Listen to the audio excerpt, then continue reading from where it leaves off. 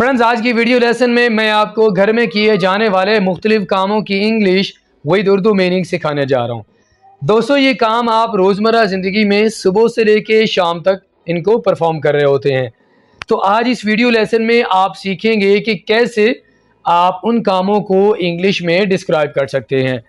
इस सबक के नोट्स आप वीडियो के नीचे दिए गए लिंक के ज़रिए बआसानी हासिल कर सकते हैं।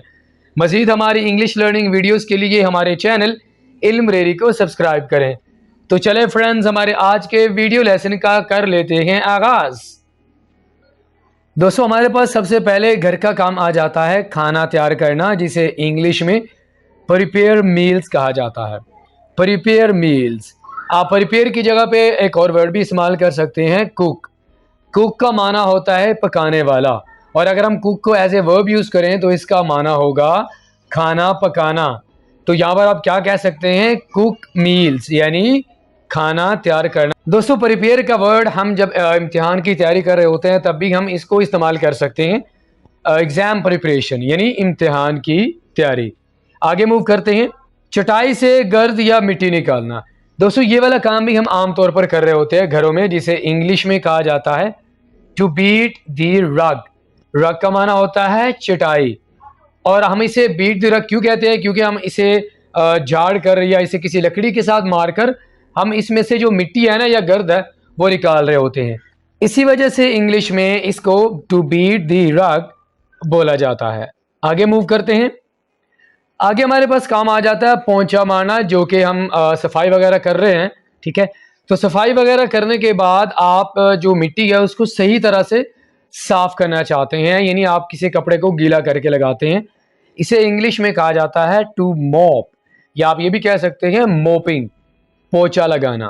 ठीक है, टेबल लगाने को इंग्लिश में कहा जाता है to set the table. Set का वर्ड हम कहीं भी इस्तेमाल कर सकते हैं, किसी चीज़ को सेट करना या ठीक करना। ठीक है, अगर आप टेबल लगाने चाहते हैं तो आप टेबल के साथ भी इसको लगा सकते हैं। टू सेट द टेबल का माना क्या होगा, टेबल लगाना 2 लोगों के लिए या 4-5 लोगों के लिए। ठीक है, उसके बाद हमारे पास वर्ड आ जाता है चादरें तब्दील करना। जिस तरह आमतौर पर लेडीज़ की आदत होती है कि वो हर महीने या 10 दिन के बाद वो अपनी चादरें वगैरह चेंज करती रहती हैं। इसे इंग्लिश में चेंज दी शीट्स कहेंगे, चेंज दी शीट्स। आगे हमारे पास वर्ड आ जाता है मुरम्मत करना। मुरम्मत करने को इंग्लिश में कहा जाता है रिपेयर। अब यहाँ पर रिपेयर का मतलब सिर्फ ये नहीं है कि आप साइकिल को मुरम्मत करते हैं। किसी भी चीज़ की मुरम्मत करने के लिए आप रिपेयर का वर्ड यूज़ कर सकते हैं। साइकिल हो, मोटरसाइकिल हो या कार वगैरह हो, तो उसके लिए आप रिपेयर का वर्ड यूज़ कर सकते हैं। मेज़ से चीज़ें समेटना। खाना खाने के बाद मेज़ से जो भी चीज़ें वगैरह पड़ी होती हैं ना, डिशेस वगैरह पड़ी होती हैं, कुछ भी पड़ा होता है तो हम वहाँ से समेट लेते हैं, जिसे इंग्लिश में कहा जाता है clear the table. Clear the table, मेज़ से चीज़ें समेट लेना।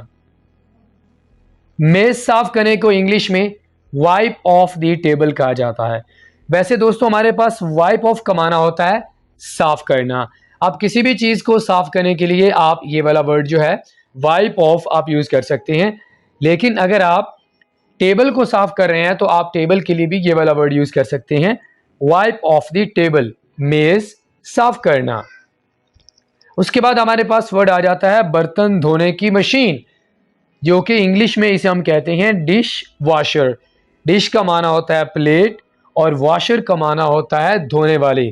तो बर्तन धोने वाली मशीन को इंग्लिश में डिश वॉशर बोला जाता है। कपड़े लटकाने को इंग्लिश में हैंगिंग क्लोथ्स कहेंगे, हैंगिंग क्लोथ्स। हैंग का माना होता है लटकाना और क्लोथ्स का माना क्या होता है, कपड़े। और हम कपड़े कब लटकाते हैं, उनको धोने के बाद। ठीक है, तो नेक्स्ट हमारे पास वर्ड आ गया बर्तन धोना। दोस्तों, बर्तन धोने के लिए आप 3 वर्ड्स इंग्लिश में यूज कर सकते हैं। सबसे पहले डू द डिशेस, यहां पर विशेस नहीं होगा बल्कि डू द डिशेस, यहां पर हमारे पास डी होगा। Do the dishes, to wash धोना, टू वॉश डिशेस या टू रिंस। तो तीनों में से आप कोई भी वर्ड यूज कर सकते हैं बर्तन धोने के लिए। उसके बाद आप बर्तन को खुश करते हैं, तो बर्तन को खुश करने के लिए हम वर्ड यूज़ करेंगे dry the dishes. Dry the dishes, बर्तन खुश्क करना। बर्तन पोंछने को इंग्लिश में वाइप द डिशेस कहा जाता है। डिशेस की जगह पे आप पोट्स का वर्ड भी यूज़ कर सकते हैं, P-O-T, पॉट्स। इसका माना भी बर्तन होता है, और आप डिशेस की जगह पे आप प्लेट्स भी इस्तेमाल कर सकते हैं। वाइप द डिशेस, बर्तन पोंछना। चूल्हा साफ करना, क्लीन द स्टव। इसको स्टोव नहीं बोलना, क्लीन द स्टव। स्टोव का माना क्या होता है? चूल्हा। घर साफ करने को इंग्लिश में क्लीन हाउस कहा जाता है। क्लीन हाउस, क्लीन का माना क्या होता है? साफ करना, हाउस घर। झाड़ू लगाने को इंग्लिश में स्वीप कहते हैं। वैसे भी अगर हम झाड़ू को देखें तो झाड़ू को इंग्लिश में ब्रूम कहा जाता है। आप ब्रूम का वर्ड भी यूज कर सकते हैं, टू ब्रूम, झाड़ू लगाना। और स्वीप का वर्ड भी हम यूज कर सकते हैं झाड़ू लगाने के लिए। खिड़कियां साफ करना, क्लीन विंडोज। क्लीन विंडोज, खिड़कियां साफ करना। फर्नीचर साफ करने को इंग्लिश में डस्ट दी फर्नीचर कहा जाता है। डस्ट का माना होता है, यानी जो गर्दो गुबार होती है ना, उसको आप साफ कर रहे होते हैं। टू डस्ट दी फर्नीचर का माना क्या होगा कि फर्नीचर से मिट्टी वगैरह को साफ करना। पत्तों को हटाना, रैक दी लीव्स। अगर आपके घर के सामने बहुत सारे पत्ते पड़े हुए हैं, आप उनको हटा रहे हैं किसी चीज के साथ, तो इंग्लिश में उसे कहते हैं rack the leaves. Rack the leaves, leaves का माना होता है पत्ते। मिट्टी साफ करने को इंग्लिश में टू वैक्यूम बोलेंगे। इसको कैसे बोलना है? To vacuum. टू वैक्यूम, मिट्टी साफ करना। कमरा साफ करने के लिए जो हम इंग्लिश में वर्ड यूज करते हैं वो है tidy up the room. Tidy up the room, दोस्तों टाइडी अप का माना होता है साफ करना, तो टाइडी अप द रूम का माना क्या होगा? कमरा साफ करना। घास काटने को इंग्लिश में मो दी लॉन कहेंगे। मो का माना होता है घास काटना, और लॉन का माना होता है जहां पर आपका जो घास होता है वो लगा होता है, ठीक है, चरागा वगैरह या वो जगह जहां पर घास लगा होता है, तो मो दी लॉन, घास काटना। पालतू जानवरों को खिलाना, फीडिंग पेट्स। फीडिंग पेट्स में हमारे पास डॉग, बिल्ली वगैरह, यानी जो भी पालतू जानवर होते हैं उनको खाना खिलाने के लिए जो हम वर्ड यूज करते हैं वो है फीडिंग पेट्स। कपड़े धोने को इंग्लिश में वॉश क्लोथ्स कहा जाता है। वॉश क्लोथ्स, कपड़े धोना। और उसके बाद कपड़ों को तह लगाया जाता है, जिसे इंग्लिश में फोल्ड दी लॉन्ड्री कहेंगे। लॉन्ड्री का माना होता है वो कपड़े जो आपने धो लिए होते हैं, तो जब आप उनको तह लगा रहे होते हैं तो इंग्लिश में आप जो वर्ड यूज करते हैं वो है फोल्ड दी लॉन्ड्री, कपड़े तह लगाना। उसके बाद आप कपड़ों को इस्त्री करते हैं तो इसे इंग्लिश में टू आयरन क्लोथ्स कहा जाता है। To iron clothes. यहां पर हम एक और वर्ड भी यूज कर सकते हैं, प्रेस, ठीक है, PRESS। प्रेस का माना क्या होता है? कपड़े इस्त्री करना, to press clothes. Okay. Washroom साफ करने को इंग्लिश में क्लीन दी बाथरूम कहेंगे। Clean the bathroom. पौधों को पानी लगाने के लिए हम वर्ड यूज करते हैं water the plants. Water the plants. यहां पर हम वाटर को ऐसे वर्ब यूज कर रहे हैं। अगर हम ऐसे नाउन यूज करेंगे तो इसका माना होता है पानी, लेकिन अगर हम ऐसे वर्ब यूज करेंगे तो इसका माना होगा पानी लगाना। पौधों को पानी लगाना का मतलब क्या होगा? Water the plants.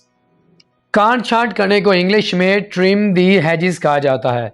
आमतौर पर जो आपके लॉन में मुख्तलिफ तरह के पौधे वगैरह लगे होते हैं तो आप उनकी काट छांट करते हैं, यानी गैर ज़रूरी जो भी पत्ते होते हैं उनको आप काट देते हैं।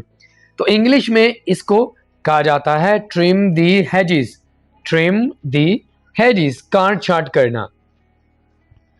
घास फूस साफ करने को इंग्लिश में वीड दी गार्डन कहेंगे।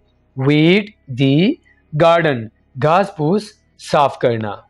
कूड़ा बाहर लेकर जाने को इंग्लिश में दो तरह से बोला जा सकता है, थ्रो दी गार्बेज। गार्बेज का माना होता है कूड़ा, और इसी तरह हम ट्रैश का वर्ड भी यूज़ कर सकते हैं कूड़े के लिए। तो थ्रो दी गार्बेज या थ्रो दी ट्रैश, दोनों में से आप कोई भी वर्ड यूज़ कर सकते हैं।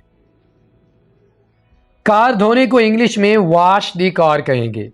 किसी भी चीज़ को आप धो रहे हैं, साइकिल है, कार है, बाइक है, तो यहाँ पर आप लगा देंगे वॉश दी कार, वॉश दी बाईसाइकिल या वॉश दी बाइक। उसके बाद हमारे पास वर्ड आ जाता है बिस्तर लगाना। दोस्तों, बिस्तर लगाने को इंग्लिश में मेक दी बेड कहा जाता है। जैसे कि आप किसी को कहते हैं मेरा बिस्तर लगाओ, मेक माई बेड, मेरा बिस्तर लगाओ।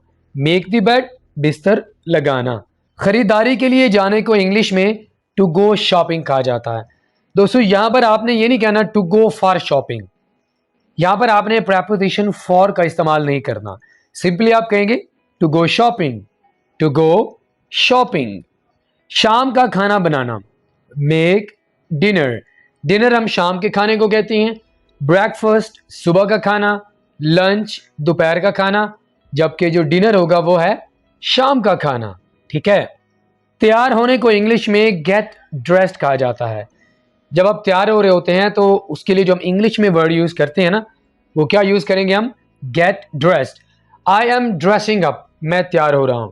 गेट ड्रेस्ड अप, तैयार हो जाओ। ठीक है। सुराख करने को इंग्लिश में ड्रिलिंग बोला जाता है, ड्रिलिंग। ऑलराइट फ्रेंड, तो इसी के साथ ही आज का हमारा ये वीडियो लेसन ये भी मुकम्मल हुआ। फ्रेंड्स, आज की वीडियो लेसन में मैंने आपको सुबह से लेके शाम तक घर में किए जाने वाले कामों की इंग्लिश सिखाई है। अगर आपको वीडियो लेसन अच्छा लगा हो तो लाइक करें, अपना फीडबैक हमें ज़रूर दीजिएगा। अगर आपने हमारे चैनल इल्म रेडी को सब्सक्राइब नहीं किया तो हमारे चैनल को ज़रूर सब्सक्राइब करें। फ्रेंड्स, आपके साथ मुलाकात होगी नेक्स्ट किसी और लेक्चर के साथ। टिल देन, अल्लाह हाफिज़।